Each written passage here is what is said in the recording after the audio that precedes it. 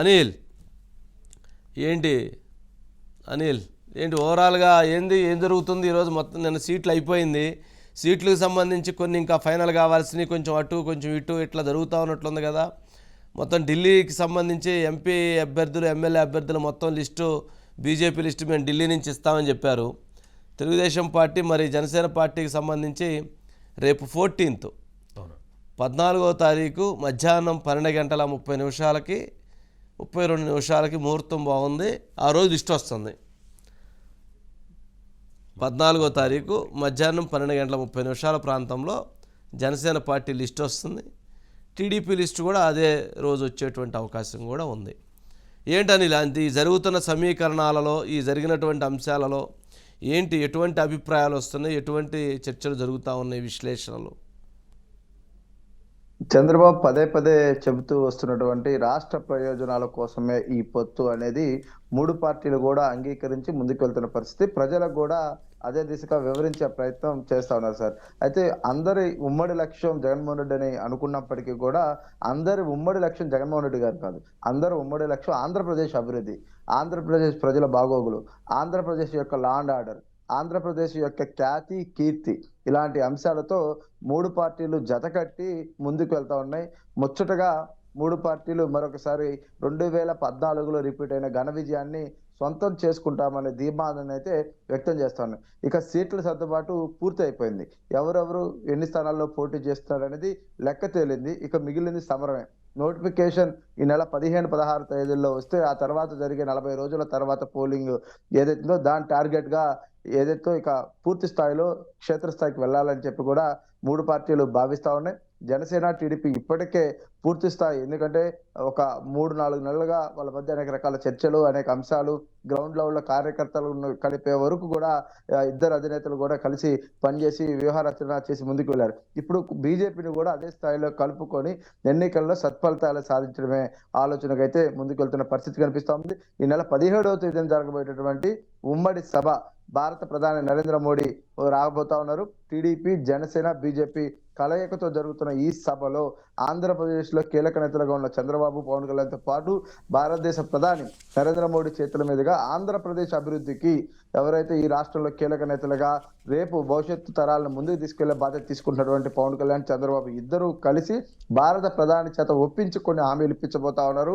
ఏదైతే ఆంధ్రప్రదేశ్ 5 ఏళ్లలో తీవ్ర సంక్షోభానికి నెట్టవేయబడిందో ఆ సంక్షోభం నుంచి పూర్తిగా ముందుకు వెళ్లేలాగా కూడా కొంత కార్యాచరణ రూపొందించుకొని కూడా ఆ హామీలు ఇప్పించే విధంగా ఆలోచన జరుగుతా ఉంది. ఇక ఆ సభకు సంబంధించిన ఏర్పాట్లను కూడా టీడీపీ ఉన్నత నారా లోకేష్ భుజాల మీద వేసుకొని మూడు పార్టీలతో సమన్వయం చేసుకుంటూ కమిటీని కూడా రూపొందించుకొని ముందుకు వెళ్ళడం కూడా జరుగుతుంది. మొత్తం మీద పొత్తు విషయం ఇప్పుడు దాకా వస్తుందా రాదా, జరుగుతుందా లేదా, ఇలా అనేక ఊహాగానాల మధ్య ముందుకు వెళ్ళినప్పుడు మనం చూసాం. కానీ నిన్న రాత్రికి చాలా క్లియర్ గా ఎవరెవరు ఎక్కడ పోటీ చేయబోతున్నారని తేల్చేశారు. ఇక 14వ తేదీన ఎవరు ఏ స్థానాల్లో పోటీ చేయబోతున్నారో కూడా తేలబోతోంది. ఎందుకంటే అనేక లెక్కలు, అనేక ఊహాగానాలు మీడియాలోను, సోషల్ మీడియా కథనాల్లో కూడా వస్తున్న నేపథ్యంలో కూడా మూడు పార్టీల నుంచి అధికారిక ప్రకటన వచ్చే అవకాశం కనిపిస్తోంది. రెండవ జాబితాను అటు జనసేన, ఇటు టీడీపీ ఈ నెల 14వ తేదీ మధ్యాహ్నం 12:29 నుంచి ముహూర్తంగా భావిస్తా ఉన్నారు. ఆ సమయంలోనే లిస్టు అనౌన్స్ చేసి ఈ అభ్యర్థుల మొత్తాన్ని 17వ తేదీన జరిగేటటువంటి ఉమ్మడి సభలో ఏదైతే ఉందో అందరి రాష్ట్ర ప్రజలకు పెద్ద ఎత్తున పరిచయ వేదికనే కాకుండా వీరందరూ రాష్ట్ర అభివృద్ధికి రేపు కృషి చేయబోతా ఉన్నారు. రాష్ట్ర అభివృద్ధి కోరుకునే ప్రతి ఒక్కరూ ఓటు వేయాలని చెప్పి 175 అసెంబ్లీ నియోజకవర్గాల అభ్యర్థులను, 25 పార్లమెంట్ నియోజకవర్గాల అభ్యర్థులను కూడా ముగ్గురు ఎవరైతే ఉన్నారో మోడీ, చంద్రబాబు, పవన్ కళ్యాణ్ ప్రకటించబోతున్న పరిస్థితులు కనిపిస్తా ఉన్నాయి. ఆ దిశగా ఏర్పాట్లు చేసుకుంటూ ముందుకు పోతా ఉన్నారు. ఇందాక చెప్పినట్లు ఇక సమరమే మిగిలింది. పొత్తులు పూర్తయ్యాయి. ఎవరైతే ఉన్నారో జగన్మోహన్ రెడ్డి గారి చేతి నుంచి ఈ రాష్ట్రాన్ని కాపాడుతామనే ఒక నినాదమే మూడు పార్టీలు కూడా ఇదే ఒక స్లోగన్తో ముందుకెళ్లే పరిస్థితి కనిపిస్తోంది. ఎందుకంటే ఈ రోజు పవన్ కళ్యాణ్ కావచ్చు, నిన్న చంద్రబాబు కావచ్చు, ఇప్పటికే బీజేపీ రాష్ట్ర అధ్యక్షులుగా ఉన్నటువంటి పురంధేశ్వరి కూడా ఇలాంటి తరహా వ్యాఖ్యలు చేశారు. కాబట్టి ఖచ్చితంగా కేంద్ర నాయకత్వం నుంచి, బీజేపీ నాయకత్వం నుంచి కూడా ఇవే వర్డ్స్ వచ్చే అవకాశాలు చాలా స్పష్టంగా ఉన్నాయి సార్. ఓకే, సరే. ఇప్పుడు ఇంతవరకు బాగుంది అనిల్. అంటే ఇప్పుడు భారతీయ జనతా పార్టీకి 10 స్థానాలు, సరే జనసేన పార్టీకి 21 స్థానాలు. జనసేన పార్టీకి ఇచ్చినటువంటి 21 స్థానాలకు సంబంధించి ఇప్పటికే చంద్రబాబు నాయుడు గారు కసరత్తు చేసి కొంత వాళ్ళందరినీ కూడా ఒప్పిస్తూ ఉన్నారు అభ్యర్థుల విషయంలో. ఇప్పటికీ చాలామంది అసంతృప్తితో మాట్లాడుతున్నటువంటి వాళ్ళు, గొడవలు చేస్తున్నటువంటి వాళ్ళు ఇంకా ఉన్నారు. వాళ్ళేమీ ఇది కాలేదు. ఎందుకనో చంద్రబాబు నాయుడు గారు పూర్తిగా వాళ్ళ మీద ఇంకా ఫోకస్ పెట్టలేదు. కొంతమందితో మాత్రం మాట్లాడుతున్నారు. సరే, ఇప్పుడు భారతీయ జనతా పార్టీకి ఇస్తున్నటువంటి స్థానాల విషయంలో కూడా అదొక చర్చ జరుగుతుంది. అంటే ఇప్పుడు దాంట్లో మనం చూస్తే ఇందాక మనం మాట్లాడాం, జమ్మలమడుగు ఆదినారాయణ రెడ్డి గారు అక్కడ బీజేపీ నుంచి ఆశిస్తూ ఉన్నారు. అక్కడ భూపేష్ రెడ్డి టీడీపీ నుంచి బలమైన అభ్యర్థి ఉన్నాడు. ధర్మవరం వరదాపురం సూరి బలమైన అభ్యర్థి, పరిటాల శ్రీరామ్ బలమైన అభ్యర్థి టీడీపీ నుంచి. కైకలూరు కామినేని శ్రీనివాస్ బలమైన అభ్యర్థి టీడీపీ కొడాలి వినోద్. విశాఖ ఉత్తరం Vishnukumar Raju. Paderu Umameswararao TDP Giddi Eswari. Srikalahasti Kolanand TDP Bojjala Sudheer Reddy. Vijayawada west, Vijayawada west ఇప్పటివరకు పోతే మహేష్ అని చెప్పుకున్నారు. ఇప్పుడు అక్కడి నుంచి మరలా బీజేపీ ఆశిస్తూ ఉంది. అట్లాగే అసలు తాడేపల్లిగూడెం పులిశెట్టి శ్రీనివాసు జనసేన పార్టీకి అయిపోయింది, ఆయనది టిక్కెట్ అది. ఆ టిక్కెట్ అయిపోతే అక్కడి నుంచి ఇప్పుడు సోమవీర్రాజు గారు రంగంలో దిగుతారట. సోమవీర్రాజు గారు మరి ఇప్పుడు రంగంలో ఆడ దిగితే తాడేపల్లిగూడెం ఎవరు ఓట్లు వేయాలి? తెలుగుదేశం పార్టీ, జనసేన పార్టీ ఓట్లు వేయాలి. తెలుగుదేశం పార్టీని ఆయన తిట్టిన తిట్లేంది, జనసేన పార్టీని ఆయన తిట్టిన తిట్లేంది. ముందు వాళ్ళందరినీ మరి ఎట్లా ఆయన మరి తాడేపల్లిగూడెంలో లాస్ట్ టైం మరి బీజేపీకి వచ్చిన ఓట్లు మళ్ళీ 3,000 4,000. మరి ఆయన గెలవాలంటే ఎవరు ఓట్లు వేయాలి? ఇన్ని ఓట్లు వేసి మళ్ళీ ఆయన గెలిపించుకొని రేపు మళ్ళీ ఆయన చేతి తిట్టించుకోవడానికి వీళ్ళందరూ సిద్ధం కావాలా? అంటే ఇలాంటివి ఇబ్బంది ఉంది. అక్కడ తాడేపల్లిగూడెంలో జనసేన పార్టీ బొలిశెట్టి శ్రీనివాస్ చాలా క్రియాశీలంగా పనిచేశాడు.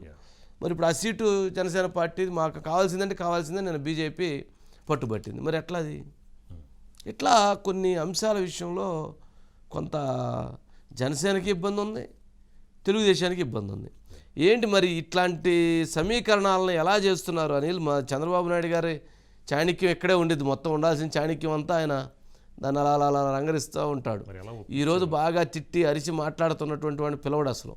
ఎందుకంటే వాడు టెంపోలో ఉంటాడు. 4 రోజులు పోయేటప్పటికి సప్పబడతారు. ముందు రోజు ఒక 1000 మంది ఉంటారు అతని దగ్గర ధర్నాలో. రెండో రోజుకి వచ్చేటప్పటికి 400 మంది ఉంటారు. మూడో రోజు వచ్చేటప్పటికి 100 మందే ఉంటారు. 4గో రోజు వచ్చేటప్పుడు 30 మందే ఉంటారు. అప్పుడు అర్థమైద్ది అతనికి, ఒరే ఏంట్రా ఫస్ట్ రోజు ఎంతమంది ఉన్నారు, ఇప్పుడు ఎవరు లేరు, అసలు మన దగ్గర ఎవరు లేనట్టుంది, చంద్రబాబు నాయుడు గారు పిలిస్తే బాగుండు, మనం వెళ్ళి ఏదో ఒకటి మాట్లాడుకొని వచ్చేద్దామని చెప్పని అనుకుంటారు. చూసారు, అప్పుడు పిలుస్తాడు ఆయన, అప్పుడు వస్తుంది ఆ చాణక్యం. ఏమని అంతేనా, లేకపోతే టెంపోలో ఉన్నప్పుడు క్లోజ్ చేస్తారా? అంటే అది మనం ఎప్పటి నుంచో చూస్తున్నదే ఆ పద్ధతిని, ఆయన ఆలోచన విధానాలు. అయితే ఈసారి పొత్తుల వల్ల, జనసేన టీడీపీ పొత్తుల వల్ల పెద్ద తెలుగుదేశం పార్టీకి ఎక్కడ సమస్య చాలా తక్కువ వచ్చింది సార్. ఎందుకంటే ఆ స్థానాల విషయంలో క్లారిటీ ఉంది. మొత్తం మీద 21 స్థానాలలో ఒక 4, 5 మాత్రమే కాంప్లికేటెడ్. ఆ 5ని కూడా సార్ట్అవుట్ చేయడానికి చంద్రబాబు దగ్గర మంత్రం ఉంది. అక్కడ నాయకుల మధ్య సయ్యద్ కుదిరించి ముందు తీసుకో. కానీ బీజేపీ అడుగుతుంది. ఎందుకంటే ఓట్ షేరింగ్ ప్రకారం ఇందాక నుంచి మీరు చెప్తున్నది ఏదైతే ఉందో లెక్కల యొక్క అంశం, వాస్తవికత పరిస్థితి, ఆ పరిస్థితికి వాళ్ళు అడుగుతున్న స్థానాలకి పొంతనలేదు. కానీ పొత్తు అవసరం. పొత్తు ఎందుకు అవసరం అంటే ఆంధ్రప్రదేశ్ అప్పుల ఊబి నుంచి ముందుకు పోవాలన్నా, ఆంధ్రప్రదేశ్ అభివృద్ధి జరగాలన్నా, ఆంధ్రప్రదేశ్ ముందుకు సాగాలన్నా, ప్రభుత్వం నడవాలన్నా కూడా కేంద్రం యొక్క మద్దతు అవసరం. కనీసం లేకపోతే ఒక్క చిల్లిగా రూపాయి కూడా రాదు. కాబట్టి 10 సీట్లు పోయినా పర్వాలేదు కానీ పొత్తు అవసరం అనే పరిస్థితికి అటు పవన్ కళ్యాణ్, చంద్రబాబు నిర్ణయం తీసుకోవడానికి ఒక పెద్ద ఎత్తున కారణం ఏదైనా ఉందంటే ఆంధ్రప్రదేశ్ అభివృద్ధి మాత్రమే, రాష్ట్ర ప్రయోజనాలు మాత్రమే. అయితే ఇప్పుడు బీజేపీ అడుగుతున్న స్థానాలన్నీ తెలుగుదేశం పార్టీకి పూర్తి స్థాయిలో బలం ఉన్న నియోజకవర్గాలు. వాటిలో జమ్మలమడుగు ఏదైతుందో ఇక్కడ ఆదినారాయణ రెడ్డి బీజేపీ నుంచి ఆశిస్తుండే మాజీ మంత్రి, గతంలో ఆయన తెలుగుదేశంలో చేరి మంత్రి అయ్యారు. 2019 ఎన్నికల్లో ఆయన కడప పార్లమెంట్ నుంచి పోటీ చేశారు. ఆ తర్వాత బీజేపీకి వెంటనే ప్రభుత్వం. ఓకే అనిల్, అంటే ఆ పాయింట్లు చెప్పారంటే ఇప్పుడు వాళ్ళని ఎట్లా అడ్జస్ట్ చేస్తారు? ఇప్పుడు పరిటాల శ్రీరామ్ అడుగుతుంటాడు, అక్కడ వరదాపురం సూర్య అడుగుతుంటాడు. అంటే వాళ్ళని కన్విన్స్ చేయడానికి ఒక స్ట్రాటజీ ఫార్ములా అవసరం కదా? ఖచ్చితంగా సార్. అదే ఇప్పుడు భూపేష్ రెడ్డి, ఇటు ఆదినారాయణ రెడ్డి, అంటే కుటుంబంలో విభేదాలు వచ్చిన పరిస్థితి వచ్చింది. ఎందుకంటే రాజకీయాలకు దూరం అవుదాం అనుకున్న ఆదినారాయణ రెడ్డి మళ్ళీ గెలిచే వేవ్ రావడంతో పోటీకి సై అంటున్నారు. కానీ కష్టకాలంలో తెలుగుదేశంలో క్రియాశీలంగా అక్కడ కార్యకర్తల నేతలు కాపాడుకున్న భూపేష్ రెడ్డికి అవకాశం లేకుండా పోయింది. ధర్మవరం విషయంలోనూ అదే రకమైన పరిస్థితి. వరదాపురం సూరి, పరిటాల శ్రీరామ్. వరదాపురం సూరి వెళ్ళిపోయారు, బీజేపీలో చేరారు. కానీ ఈ 4 ఏళ్లకు పైగా శ్రీరామ్ కాపాడుకుంటూ తిప్పలు పడుతూ వచ్చారు ఆయన. కానీ వాళ్ళ ఆయనకి లేదు. కైకలూరులో కామినేని, కొడాలి వినోద్ మధ్య అదే స్థాయి పరిస్థితి నడుస్తోంది. అంటే ఈ ఓవరాల్ గా ఇక్కడ దగ్గర దగ్గర బీజేపీ Okay. అడుగుతున్న 10 స్థానాల్లో 8 స్థానాల్లో టీడీపీకి చాలా కాంప్లికేషన్స్ ఉన్నాయి. రెండు వాస్తవిక పరిస్థితులు తెలుగుదేశం పార్టీ కంచుకోటలుగా మంచి బలం ఉన్న నియోజకవర్గాలుగా కూడా అందులో ఉన్నాయి. అయితే వాటన్నిటిని చక్కదిద్దే ప్రయత్నం ఇంకా 2-3 రోజుల తర్వాత చంద్రబాబు తీసుకున్న అవకాశం కనిపిస్తుంది. ఎందుకంటే అక్కడున్న నేతలందరూ కూడా మాకు అవకాశం ఇవ్వాల్సిందే, తెలుగుదేశం పార్టీ జెండా ఉండాల్సిందే అంటూ చంద్రబాబు గారి పైన ఒత్తిడి తెచ్చే ప్రయత్నం, పార్టీ ముఖ్య నాయకత్వం పైన ఒత్తిడి తెచ్చే ప్రయత్నం జరుగుతుంది. కానీ పొత్తు అనేది దాని యొక్క ఆవశ్యకతను వివరించి నచ్చ చెప్పే ప్రయత్నం, ప్రత్యామ్నాయ మార్గాలలో వాళ్ళని అకామిడేట్ చేస్తామని చెప్పే పరిస్థితి కూడా జరుగుతుంది. ఈరోజు బొద్దల సుధీర్ రెడ్డి గారు వచ్చారు, చంద్రబాబు నివాసానికి చేరుకొని శ్రీకాళహస్తి సంబంధించి కీలక నేతలు కూడా రావడం. అంటే అక్కడ పార్టీలో కొందరు నేతల మధ్య విభేదాలున్నా బీజేపీకి సీట్ ఇస్తామంటే వద్దు, ఎందుకంటే 5-6 వేల ఓట్లు కూడా రాని ప్రాంతం అది, ఖచ్చితంగా గెలిచేస్తానని ఓడించొద్దు, మాలో ఎవరికి ఇచ్చినా మేము కలిసి పనిచేస్తామనే పరిస్థితికి ఇవాళ అక్కడ కాళహస్తి నాయకత్వం వచ్చింది టీడీపీలో. అంటే ఇట్లాంటి పరిస్థితులు కనిపిస్తా ఉన్నాయి సార్. వీటన్నిటిని సెట్ చేయడానికి మరో 2-3 రోజులు పట్టే అవకాశం కనిపిస్తా ఉంది. ఆరైతే ఇబ్బంది ఉండేది ఖచ్చితంగా కదా, 10 అయ్యేటప్పటికి ఇబ్బంది. ప్రాబ్లం అంతా 10 దగ్గర వాళ్ళు పట్టుబట్టి తీసుకోవటం. సరే అక్కడ గెలుస్తుందా అంటే గెలిచేటువంటి పరిస్థితి లేదు. సరే తప్పని పరిస్థితి వీళ్ళకి. సరే ముందు నుయ్యి వెనక గొయ్యి ఏం చేస్తారు. ఓకే అనిల్, చూద్దాం. సురేష్ గారు కూడా ఉన్నారని